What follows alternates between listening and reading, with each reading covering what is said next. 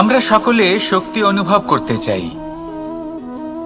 এবার যদি আপনাকে জিজ্ঞেস করা হয় যে সবথেকে বেশি শক্তির অনুভব কোথা থেকে করা সম্ভব, তখন কেউ কেউ বলবেন পুষ্টিকর আহার গ্রহণ করলে, ব্যায়াম করলে, কেউ বলবেন ধন লাভ করলে, বন্ধুদের থেকে, পরিবারের থেকে, আদি ইত্যাদি। এইভাবে আপনি শক্তির অনুভব অবশ্যই করতে পারেন, কিন্তু সবথেকে বেশি শক্তির অনুভব যদি আপনি করতে চান তাহলে তা পাবেন শুধু একতার দ্বারা, সংগঠনের দ্বারা। যদি আপনাকে উদাহরণ দিই, নিজের এই হাতটাকে দেখুন, 5টা আঙুল রয়েছে। কোনো একটা বস্তুকে নিজের একটা আঙুল দ্বারা তুলে ধরার চেষ্টা করে দেখুন, বড়ই কষ্ট হবে। তখন আপনি বুঝতে পারবেন যখন এই 5টি আঙুল একত্রিত হয় তখন কোনো কাজ কতটা সহজ হতে পারে। এটাই হলো শক্তি, একতার। সবথেকে ভালো উদাহরণ যদি আপনাকে দিই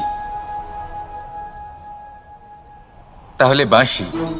এই বাঁশি থেকে অত্যন্ত মধুর সুর নির্গত হয় যা সবার মন প্রসন্ন করে দেয়। এই কথা সত্যি, কিন্তু এই বাঁশি আমি একটা বা দুটো আঙুল দিয়ে বাজাতে পারবো না। আমাকে প্রত্যেকটা আঙুল ব্যবহার করতেই হবে, তবেই এর থেকে মধুর সুর নির্গত হবে যা সকলকে প্রসন্ন করবে, ঠিক কিনা? ঠিক এইভাবেই যদি আপনি চান যে আপনার জীবনরূপী বাঁশি থেকেও মধুর সুর নির্গত হোক বা সবার মনকে প্রসন্ন করে তুলুক, তাহলে আপনাকেও জীবনে একতা নিয়ে আসতেই হবে। আপনি একাও কর্ম করতে পারেন, পথ চলতেও পারেন, সামনেও এগোতে পারেন, সাফল্যও লাভ করতে পারেন। কিন্তু যখন সকলে একসাথে এগোবেন, সেই পথে চলবেন, সেই কর্মই করবেন, তখন লক্ষ্যে অবশ্যই পৌঁছবেন, সাফল্য অবশ্যই লাভ করবেন। কিন্তু সেই সাফল্য এবং তার আনন্দর সংমিশ্রণটাই একটু অন্যরকম হবে। তাই জীবনে ঐক্যবদ্ধ হন, একসাথে মিলে এগোতে থাকুন, আর আমার সাথে ভালোবেসে বলুন, রাধা রাধা। আমাদের শরীর প্রকৃতির সর্বশ্রেষ্ঠ রচনা। যে অঙ্গ প্রত্যঙ্গ আমরা লাভ করেছি প্রত্যেকটির মধ্যে একটি নিজস্ব বার্তা রয়েছে। একটু ভেবে দেখুন, 2টি চোখ দিয়েছে দেখার জন্য, 2টি কান দিয়েছে শোনার জন্য, নাসিকাও আছে 2টি, 2টি হাত দিয়েছে দ্বিগুণ পরিশ্রম করার জন্য। কিন্তু জীব শুধুমাত্র একটি, তার উপরেও তীক্ষ্ণ বলিষ্ঠ দাঁত দিয়েছে তার রক্ষার জন্য। কখনো ভেবে দেখেছেন কেন?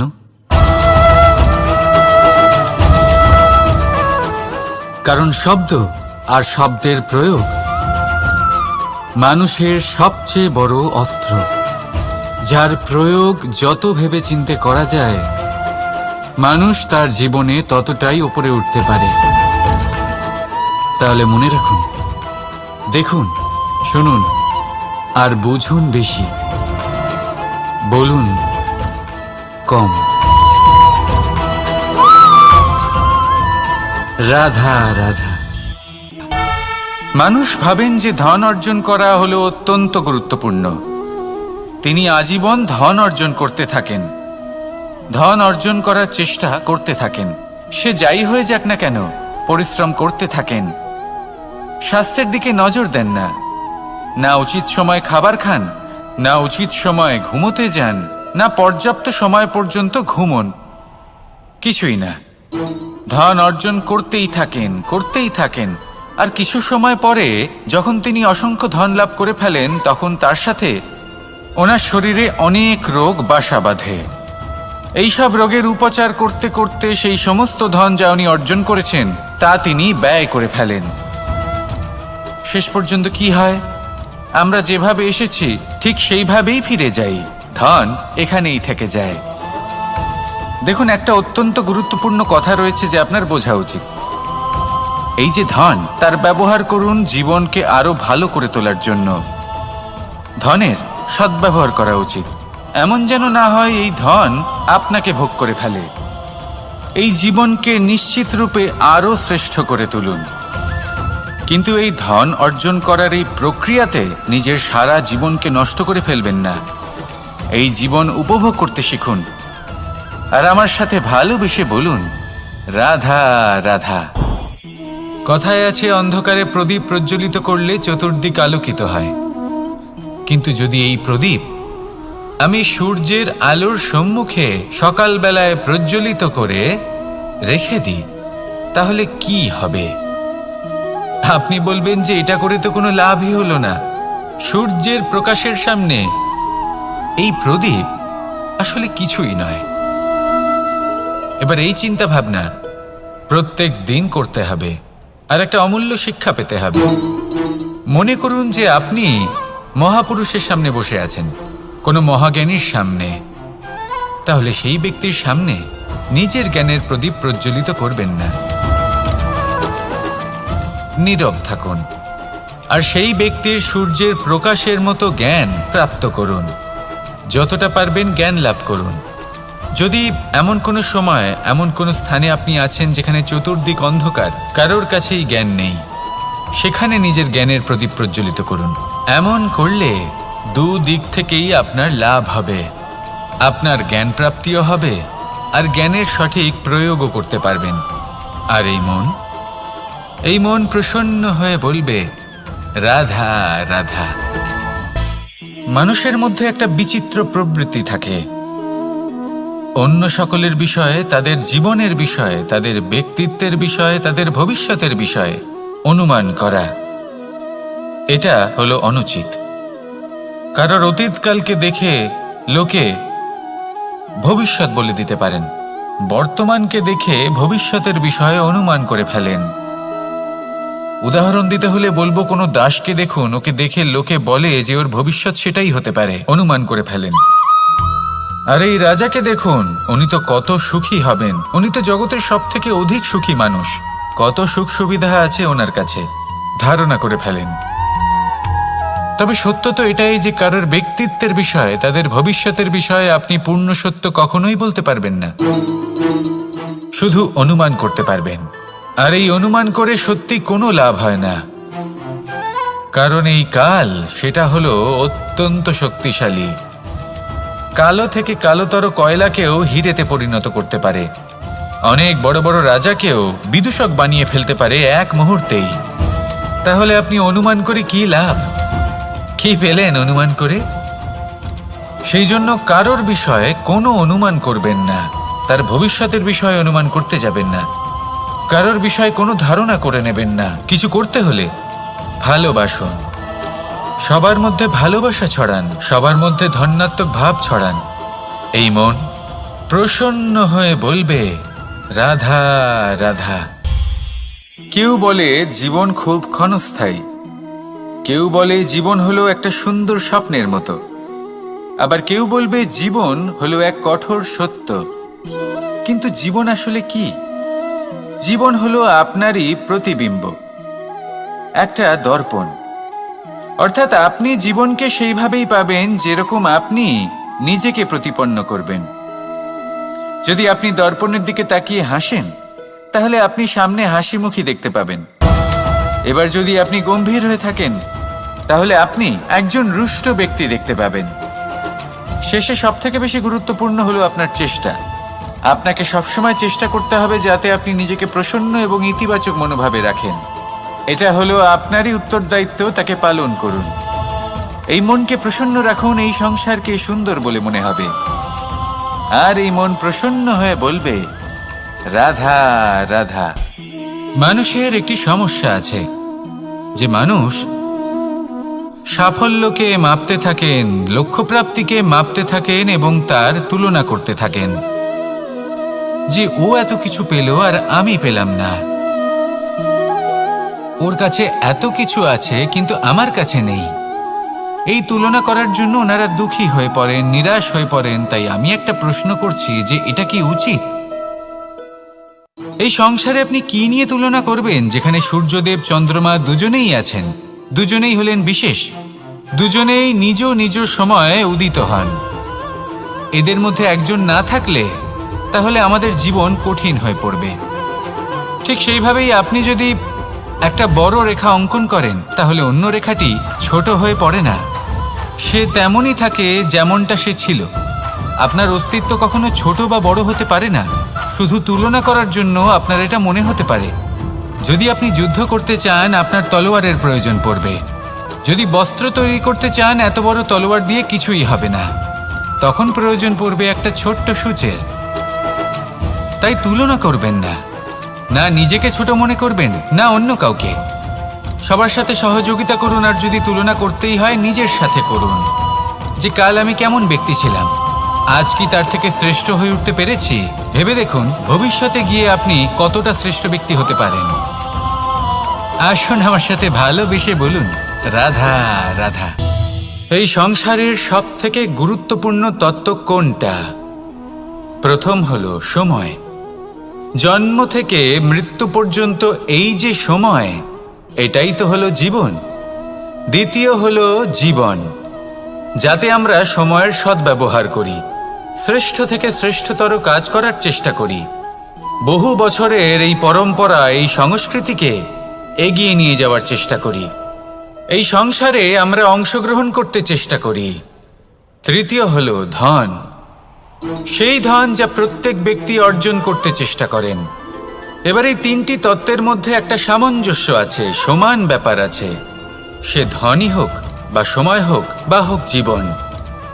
আর সেই সমান ব্যাপার হলো যে যদি আপনি এটা গণনা করতে থাকেন তাহলে তা কমতে থাকে, যদি আপনি এটা ব্যবহার করেন তাহলে তা বাড়তে থাকে।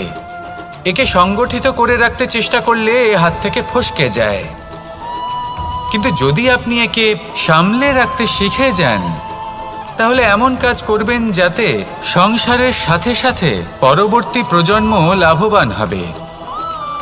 যদি কিছু শিখতে চান তাহলে সামলাতে শিখুন, গণনা করা বা সংগঠিত করা নয়।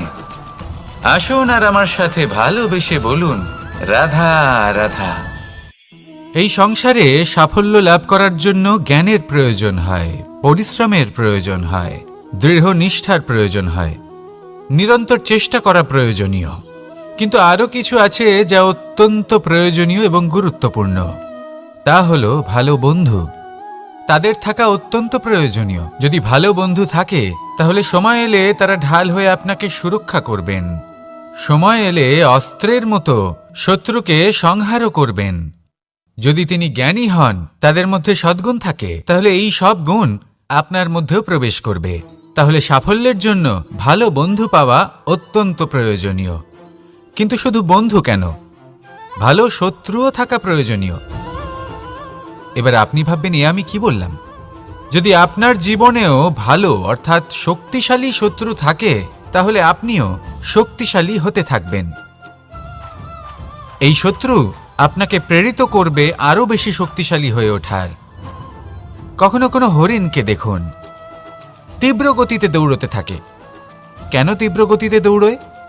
এই কারণে নয় যে কোথাও তার জন্য মধুর ঘাস অপেক্ষা করে রয়েছে, না। সে এই কারণে তীব্র গতিতে দৌড়য় কারণ সেটা না করলে তার পেছনে একটি সিংহ আছে যে ওকে নিজের ভোজন করে ফেলবে। তাই জীবনে বিপদ, সংকট এই সব কিছুও হলো অত্যন্ত গুরুত্বপূর্ণ।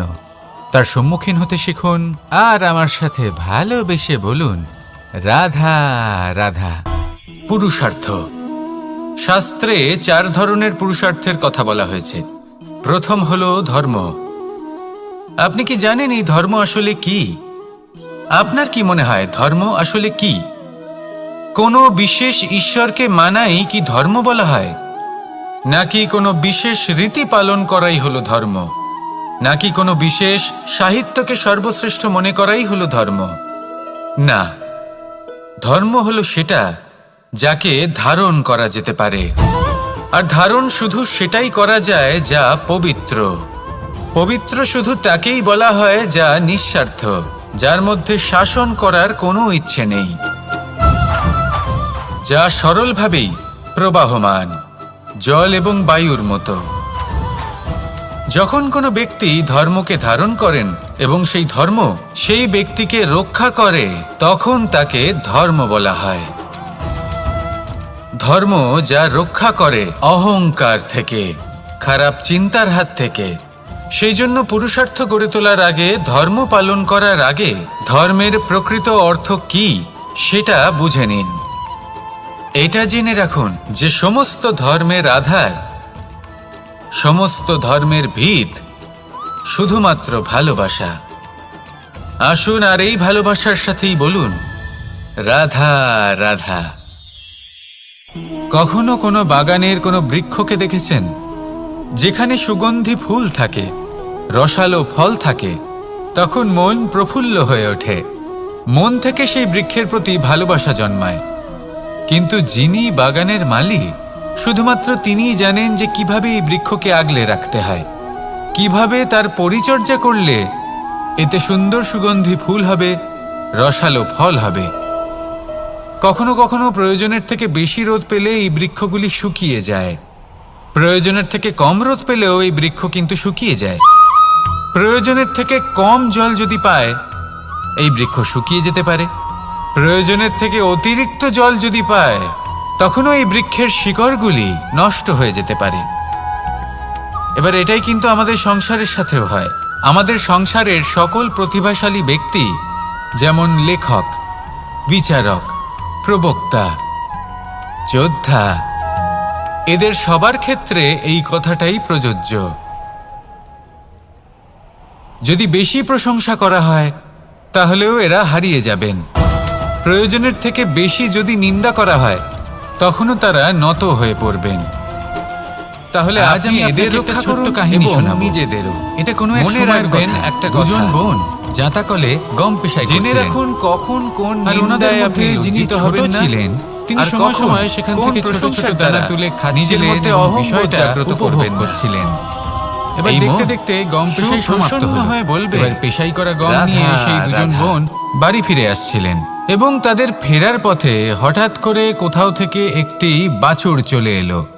এই দুই বোন ভয়ভীত হয়ে গেলেন আর তাদের হাত থেকে সেই আটা পড়ে গেল, মাটিতে মিশে গেল।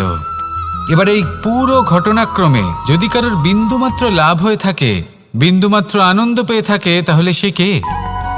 সেই ছোট বোন, যিনি মাঝে মাঝেই গমের দানা তুলছিলেন এবং খাচ্ছিলেন। কিছুটা হলেও উনি আনন্দ লাভ করেছিলেন। এবার এরকমই হলো আমাদের জীবনে ভক্তি এবং ভালোবাসা সংক্রান্ত বিষয়। মানুষ নিজের জীবনের দৈনিক কাজে এতটাই ব্যস্ত হয়ে পড়েন, প্রত্যেকদিন শুধু কাজ কাজ কাজ কাজ করতে থাকেন, আর তাতে ভক্তি এবং ভালোবাসার জন্য সময় বার করতেই পারেন না। দেখুন, জীবনে ভক্তি আর প্রেমের এই যে ছোট ছোট মুহূর্ত আছে, এগুলো যদি আপনি যাপন করতে পারেন তাহলে তাতেই আপনি তৃপ্তি লাভ করবেন। বাকি সবই আপনার ব্যর্থ বলেই মনে হবে। জীবনে যখনই আপনি কোনো কাজ করবেন, ঈশ্বরের প্রতি সমর্পিত হয়ে সেই কাজ করুন। আর যখনই সময় পাবেন, তাহলে সেই সময় নিজের আপনজনদের দিন, যাদের আপনি ভালোবাসেন, তাদের প্রতি যত্নবান হন, তাদের শুভাকাঙ্ক্ষী হন। এই প্রেম আর ভক্তির ছোট ছোট মুহূর্তগুলো আপনার জীবনকে চরিতার্থ করে তুলবে। আসুন আমার সাথে ভালোবেসে বলুন রাধা রাধা। আমরা সবাই সূর্যকে সম্মান করি, ওনাকে শ্রদ্ধা করি, ওনাকে পুজো করি। এই সূর্য আমাদের শক্তি প্রদান করেন, প্রকাশ প্রদান করেন। কখনো কখনো উষ্ণতা এতটাই বাড়িয়ে তোলেন, এতটাই তপ্ত করে তোলেন, আমাদের একথা মনে হয় যে আমাদের এই শরীর জ্বলে যাচ্ছে। তখনও আমরা বিরোধিতা করি না, তাকে কটু কথা শোনাই না, আমরা সসম্মানে তা গ্রহণ করি। কেন কেন করি? কারণ আমরা জানি যে সন্ধেবেলা যখন সূর্যাস্ত হবে, তখন শুধুমাত্র অন্ধকার বাকি থাকবে। ঠিক কিছুটা এরকমই হয় আমাদের মাতা পিতাও, যিনি আমাদের জন্ম দেন, আমাদের ভরণ পোষণ করেন, আমাদের বড় করেন, আমাদের প্রেম প্রদান করেন। কখনো কখনো তাদের মুখ থেকে কটু কথা নিঃসৃত হয়, আমাদের দুঃখ হয়, কিন্তু তখন আমাদের এটা বোঝা উচিত এগুলি নিঃসৃত হচ্ছে আমাদেরই মঙ্গলের জন্য। যেমন সূর্যদেব, উনিও উত্তাপ দিয়ে থাকেন আমাদেরই মঙ্গলের জন্য, যাতে ফসল পাকতে পারে, যাতে জল বাষ্প হয়ে মেঘ হতে পারে, বৃষ্টি হতে পারে, আর এই সংসারে নিরন্তর জলের প্রবাহ থাকে। আমাদের মাতা পিতা, তাদের কঠোর আচরণ, তাদের কঠোর অনুশাসনের পেছনে লুকিয়ে থাকে ওনাদের ভালোবাসা। আমাদের তা বুঝতে হবে, সসম্মানে ওনাদের গ্রহণ করতে হবে। কারণ ঠিক সূর্যাস্তের পরে যেমন চতুর্দিক অন্ধকারচ্ছন্ন হয়ে যায়, তেমনি আমাদের জীবন থেকে যখন আমাদের মাতা পিতা চলে যায়, তখন আমাদের জীবনেও শুধু এবং শুধুমাত্র অন্ধকারই ছেয়ে থাকে। সেই জন্য নিজের মাতা পিতাকে সম্মান করুন, ওনাদের ভালোবাসা প্রদান করুন। এই মন আর এই জীবন প্রসন্ন হয়ে বলবে, রাধা রাধা। শিশিরের বিন্দু পাতার ওপর পড়ে আর তার গায়ে লেগে থাকে। পাতা তাকে শুষে নিতে পারে না, আর শেষ পর্যন্ত সে ঝরে পড়ে যায়। অন্যদিকে রয়েছে মেঘ এবং চাতক। এদের মধ্যে অনেক দূরত্ব থাকে। মেঘ থাকে আকাশে আর চাতক থাকে ধরিত্রীতে। কিন্তু যখন এই মেঘ থেকে বৃষ্টি ঝরে পড়ে, এই চাতক কিন্তু সেই জলই পান করে, নয়তো সে তৃষ্ণার্ত থেকে যায়। এবার অন্যদিকে দেখলাম শিশির বিন্দু আর পাতার এই সম্পর্ক। এরা খুব কাছাকাছি থাকে, ঘনিষ্ঠও থাকে। অন্যদিকে রয়েছে মেঘ এবং চাতকের সম্পর্ক, যাদের মধ্যে অনেক দূরত্ব থাকা সত্ত্বেও তারা খুব ঘনিষ্ঠ, তাই না? এই সারমর্ম খুব সরল। এই নৈকট্য, এই দূরত্ব, তা আপনার সম্পর্কে প্রভাব কিছুতেই ফেলতে পারে না। এই নৈকট্য, এই দূরত্ব, এইসব হলো শুধুমাত্র মনের ব্যাপার। কখনো আপনি অনুভব করেছেন আপনি কারোর থেকে অনেক অনেক দূরে আছেন, অনেক দূরে আছেন, তাও সেই ব্যক্তির প্রতি আপনি টান অনুভব করেন।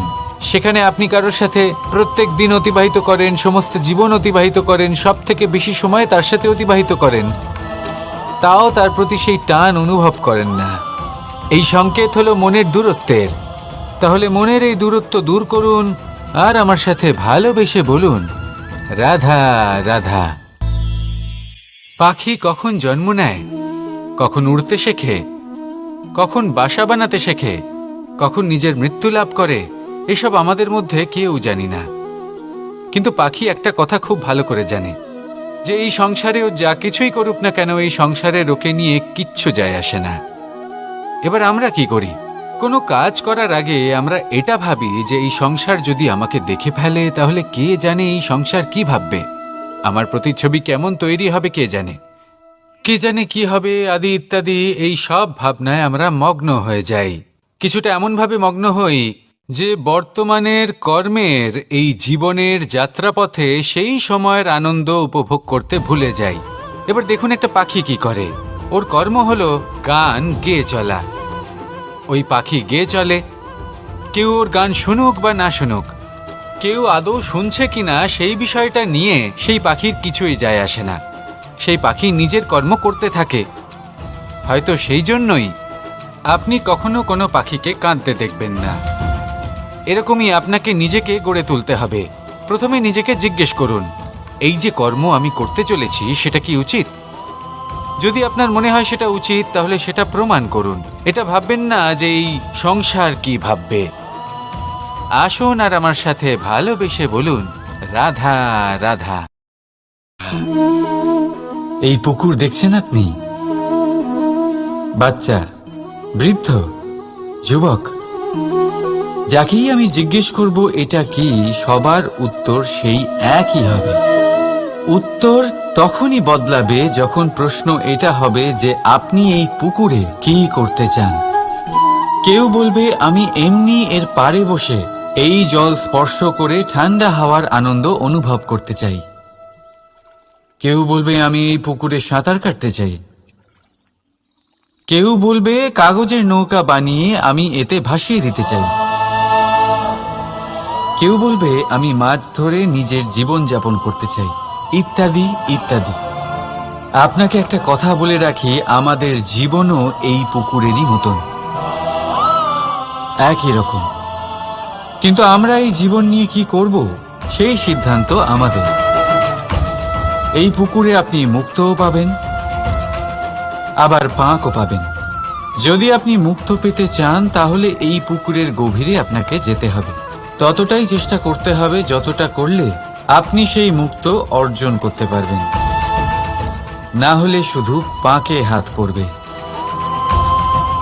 তাই যা আমি সর্বদা বলে থাকি, সিদ্ধান্ত আপনার। রাধা রাধা। এই সংসারের সব থেকে বড় সুখ কি? কেউ বলবেন নিজের লক্ষ্য প্রাপ্ত করা, কেউ বলবেন ধন উপার্জন করা, কেউ বলবেন নিদ্রাই সব থেকে বড় সুখ, কেউ বলবেন রাজ্য লাভ করা, আবার কেউ বলবেন মাতার হাত থেকে খাবার খাওয়া, আদি ইত্যাদি। কিন্তু যদি সত্যি কথা বলি, এই সংসারের সব থেকে বড় সুখ হল সেবা করা। কখনো কাউকে সেবা করে দেখুন। এই সেবা দ্বারা অন্য কোনো মানুষের আশীর্বাদ লাভ করাতেই সুখ রয়েছে। আপনার সেবা ভাব দ্বারা যখন কোনো মানুষ নিজের অন্তরাত্মা থেকে আপনাকে আশীর্বাদ করে, তার থেকে বড় সুখ আর কিছুই নেই। কারণ প্রত্যেক মানুষের মধ্যে ঈশ্বর বাস করেন। নরের সেবাই হল নারায়ণের সেবা। নিষ্কাম সেবা করাই হল সব থেকে বড় সুখ। তাই নিজের অন্তরে সেবার এই ভাব জাগ্রত করুন। যে সুখের কথা আমি বলছি, সেই সুখ অনুভব করেই দেখুন। এই মন সুপ্রসন্ন হয়ে বলবে, রাধা রাধা। বাহ! পুষ্পের সুবাস আমার খুব ভালো লাগে। অত্যন্ত সুন্দর হয় এই পুষ্প। এইভাবে চারিদিকে পুষ্প দেখে মন আনন্দিত হয়ে ওঠে। এবার আপনারা ভেবে দেখুন, আমার চারিদিকে পুষ্প নয়, আগুন আছে। তাহলে কি হবে? আমার শরীর কি জ্বলে যাবে না? অবশ্যই জ্বলবে। শরীরকে কি আগুনের তাপ সহ্য করতে হবে না? অবশ্যই সহ্য করতে হবে। এটাই হলো প্রকৃতির নিয়ম। এই নিয়ম কিন্তু আমরা সবাই জানি, কিন্তু আমাদের মধ্যে বেশিরভাগ মানুষ এই বিভ্রান্তি নিয়ে বাঁচি যে এই যে প্রকৃতির নিয়ম, তা আমার ওপর প্রযোজ্য নয়। তা কিন্তু নয়। আমাদের চতুর্দিকে এই যে নিসর্গ রয়েছে, আমরা তার কতটা ক্ষতি করি সেটা একবার ভেবে দেখুন। আমরা বনাঞ্চল জ্বালিয়ে দিই, বায়ু দূষিত করি, জল দূষিত করি, প্রাণীদের হত্যা আমরা করি। কেন? এই নিসর্গ আমরা নষ্ট করি, যদিও আমরা জানি যে আমরাও হলাম এই নিসর্গেরই অংশ। এবার দেখুন, শরীরের কোনো অংশে যদি আগুন ধরান, আস্তে আস্তে সমস্ত শরীরও জ্বলে যাবে। সেইভাবেই নিসর্গ যদি নষ্ট হয়ে যায়, তাহলে মনুষ্য জাতিও নষ্ট হয়ে যাবে। তাই এই যে নিসর্গ আপনি দেখছেন, এই পুষ্প, এই বৃক্ষ, বায়ু, জল, এদের সকলকে রক্ষা করুন, নষ্ট নয়। মনে রাখবেন, যদি নিসর্গ থাকে মানুষ থাকবে, যদি নিসর্গ থাকে তাহলেই জীবন থাকবে। আসুন আমার সাথে ভালোবেসে বলুন, রাধা রাধা। এই সংসারে সবাই বলেন, আমি অর্জুনের মতো হয়ে উঠতে চাই। সবাই চায় যে তারাও যেন অর্জুনের মতো গান্ডীব লাভ করে। তারাও চায় যে তাদেরকেও মহাদেব এসে পশুপতি অস্ত্র দান করবেন। তারাও এটাই চায় মহাভারতের মতো মহাসংগ্রামে বিজয়ী হতে। কিন্তু সবাই ভুলে যান যে অর্জুন যা হতে পেরেছিলেন সবকিছুই অর্জন করেছিলেন। যদি আপনিও অর্জুনের মতো গান্ডীব লাভ করতে চান, তবে আপনাকেও তার মতোই শ্রেষ্ঠ কাঠ নির্বাচন করতে হবে। সেই কর্ম আপনাকেই করতে হবে। তার প্রত্যঞ্চা যাতে তীব্র হয়, তার জন্য আপনাকে সর্বশ্রেষ্ঠ দড়ি খুঁজে বের করতে হবে। আপনার বাণ যাতে ঘাতক হয়, সেই জন্য আপনাকে নতুন নতুন ধাতু খুঁজে বের করতে হবে। সেই শিক্ষা আপনাকে লাভ করতে হবে, তবেই আপনার ইচ্ছে পূর্ণ হবে। অর্জুন হওয়া বড়ই সরল, যদি আপনি কিভাবে অর্জন করতে হয় তা জানেন। শুধুমাত্র স্বপ্ন দেখেন যারা, তারা কখনোই অর্জন করতে পারবেন না।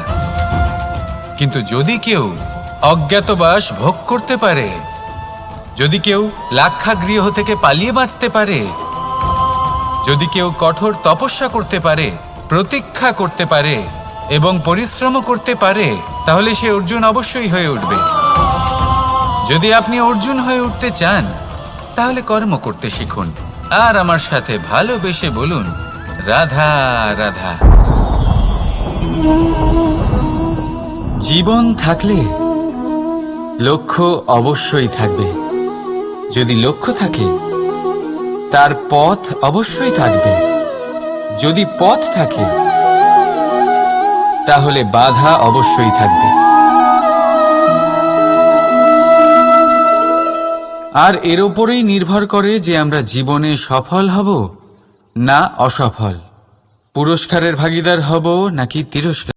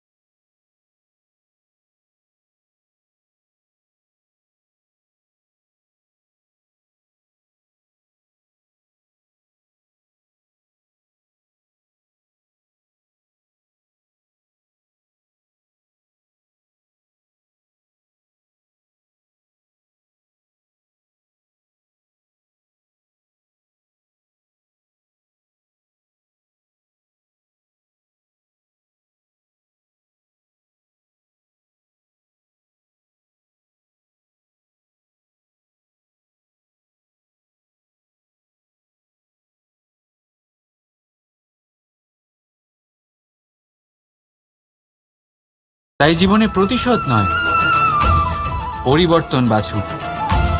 বদলা নয়, বদল বেছে নিন। আপনার বাধা আপনার বন্ধু হয়ে যাবে। রাধা রাধা। সমস্ত মানুষের জীবন কিছুটা সমান হয়।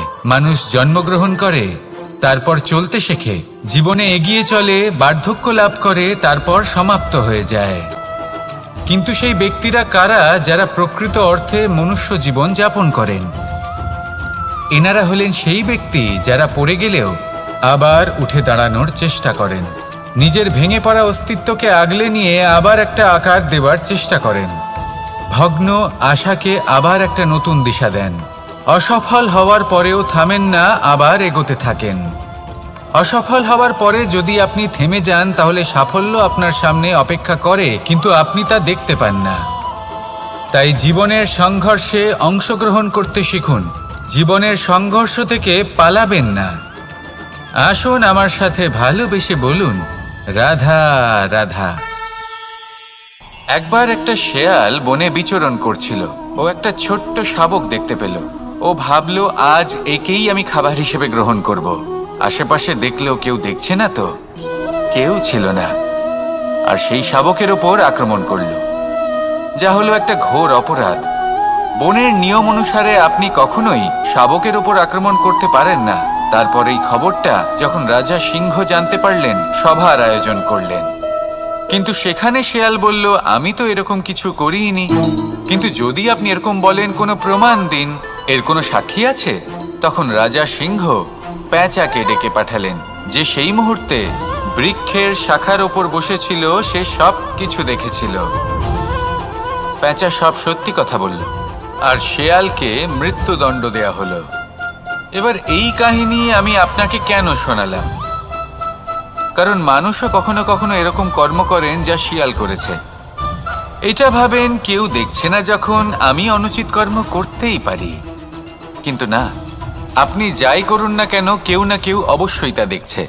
কোনো ব্যক্তি না হলেও কোনো প্রাণী, না হলে কোনো যক্ষ বা দেব বা প্রেত। যদি এনারা কেউ না দেখেন, তাহলে ধরিত্রী মাতা দেখেন, যেখানে দাঁড়িয়ে আপনি সেই কর্ম করছেন, তাই না? তাই একটা কথা সবসময় মনে রাখবেন, কে দেখছেন কে দেখছেন না সেই বিষয়ে ভাবা ছেড়ে দিন। এটা খুব সহজ কথা। আপনি যদি উচিত কর্ম করেন, উচিত ফল পাবেন। যদি অনুচিত কর্ম করেন, তাহলে আপনি অনুচিত ফল অবশ্যই পাবেন। সেই জন্য উচিত পথে চলতে থাকুন, উচিত কর্ম করতে থাকুন, আর আমার সাথে ভালোবেসে বলুন, রাধা রাধা। আপনি কখনো কোনো বাজকে নিজের বাসা বানাতে দেখেছেন? এই বাজ যখনই কোনো বাসা বানায়, তখন উঁচু গাছের ডালে বা কোনো পর্বতের শিখরে বাসা বানায়, অনেক উচ্চতায়। আর সেখানে তার সন্তানও জন্মগ্রহণ করে। যখন এই সন্তানেরা জন্মায়, তখন এই বাজ খুবই ভালোবেসে এবং খুব সাবধানে এদের পালন পোষণ করে। নিজের ঠোঁট দিয়ে তাদের ঠোঁটে খাবার পরিবেশন করে। কিন্তু যেই সেই সন্তানেরা হৃষ্টপুষ্ট হয়ে যায় এবং সেই কথা বাজ নিজে বুঝতে পেরে যায়, সেই বাজ নিজেই সেই বাসা ছিন্ন ভিন্ন করে দেয়।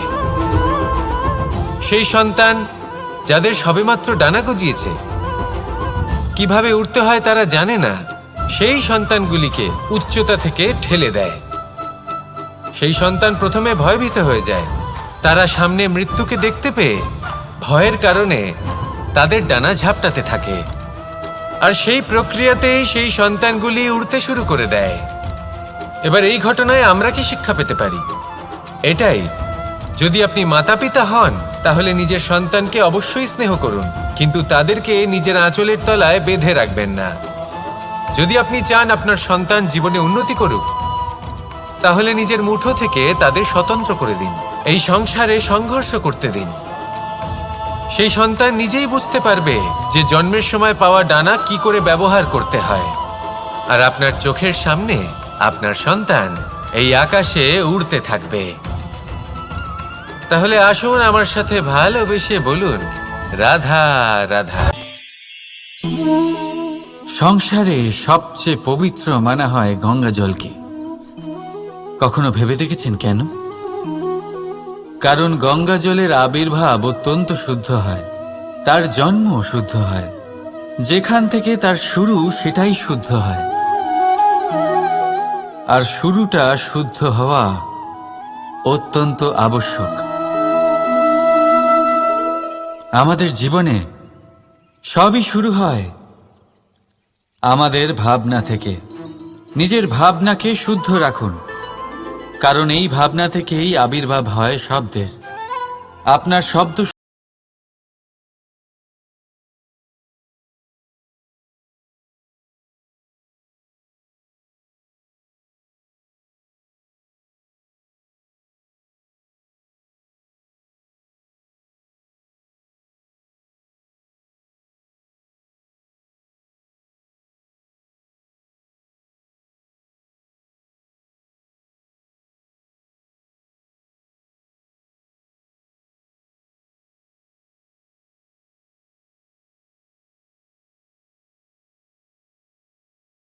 এই সংসারে, এই জীবনে নিজের ভাবনা শুভ রাখলে, শুদ্ধ করলে আপনার মন সুপ্রসন্ন হয়ে বলবে,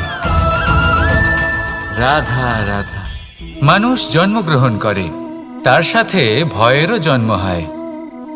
ছোটবেলা থেকেই আমাদের মনে কোনো না কোনো প্রকারের ভয় থেকেই যায়।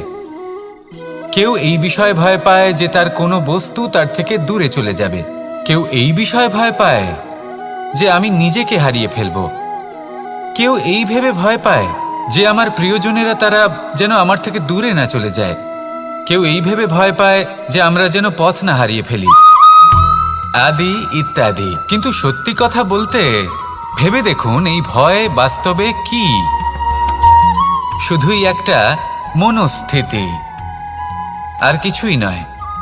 যা কিছু আপনি জীবনে পেয়েছেন তা একদিন আপনাকে হারাতে হবে। এই জীবন হলো আপনারই, কিন্তু তাও একদিন সমাপ্ত হবে। তাই ভয় পেয়ে কি লাভ? এই ভয় শুধু আপনাকে জীবন যাপন করা থেকে বাধা দিচ্ছে, আর কিচ্ছু নয়। পথ হারিয়ে ফেললেই বুঝতে পারবেন যে নতুন পথ কিভাবে বানাতে হয়। কিছু মানুষকে জীবন থেকে হারালে তবেই আপনি বুঝবেন যে আপনার আপনজনকে। এই ভয়ের কারণে ভীত হয়ে থাকবেন না। এই তারা নক্ষত্র অন্ধকারের অভাবে গুরুত্ব হারায়। শিবকেও মহাদেব হওয়ার জন্য বিষপান করতে হয়েছিল। প্রত্যেক পরিস্থিতি, প্রত্যেক সাফল্য আপনার পরীক্ষা নেবে, তাতে উত্তীর্ণ হওয়া হলো আপনার কর্ম। যখনই আপনি ভয় পাবেন বা সংকটের সম্মুখীন হবেন, তখন সাহসের সাথে তার সম্মুখীন হন। মনে রাখবেন, যে সম্মুখীন হতে জানে সাফল্য তার সাথে সবসময় থাকে। আসুন আর আমার সাথে ভালোবেসে বলুন, রাধা রাধা। আমাদের হাতটা দেখুন। এই হাতে 5টা আঙুল আছে, যা ভিন্ন ভিন্ন ধরনের। একরকম কেন নয়? কারণ হলো প্রত্যেকের নিজের নিজের গুরুত্ব আছে, নিজের নিজের মাহাত্ম্য আছে। এরা ভিন্ন, তাই একত্রিত হয়ে মুষ্টিবদ্ধ করা সম্ভব, যার দ্বারা আমরা আত্মরক্ষাও করতে পারি, আবার আক্রমণও করতে পারি। যদি 5টি আঙুল সমান হতো তাহলে মুষ্টিবদ্ধ হতে পারত না, নিজেদের মধ্যে বিভ্রান্তির সৃষ্টি করত। এবার এরকমই কিছু আমাদের সংসারেও হয়। আমাদের দেশ, যেখানে একটি ভূমির ওপর ভিন্ন ভিন্ন ধর্মের মানুষ বাস করেন, ভিন্ন ভিন্ন জাতি, ভিন্ন ধর্ম, ভিন্ন ভাষা। কিন্তু যদি আমরা এটা ভাবি যে কিভাবে এই দেশকে কল্যাণের পথে নিয়ে যাওয়া যায়, কিভাবে এর বিকাশ করা সম্ভব, তাহলে আমাদের একত্রিত হওয়া শিখতে হবে। যেইভাবে 5টা আঙুল একত্রিত হয়, মুষ্টিবদ্ধ হয়, সেইভাবেই আপনার যে ভাষাই হোক, যে ধর্মই হোক, যে জাতি হোক না কেন, ঠিক আছে, আবশ্যক হলো আপনার নিজের কর্মভূমির সাথে, আপনার ধরিত্রীর সাথে যুক্ত থাকা, সাথে থাকা। তবেই দেশের উন্নয়ন সম্ভব, তবেই এই দেশ স্বতন্ত্র থাকবে, সফল হবে, আর এই মন প্রসন্ন হয়ে বলবে রাধা।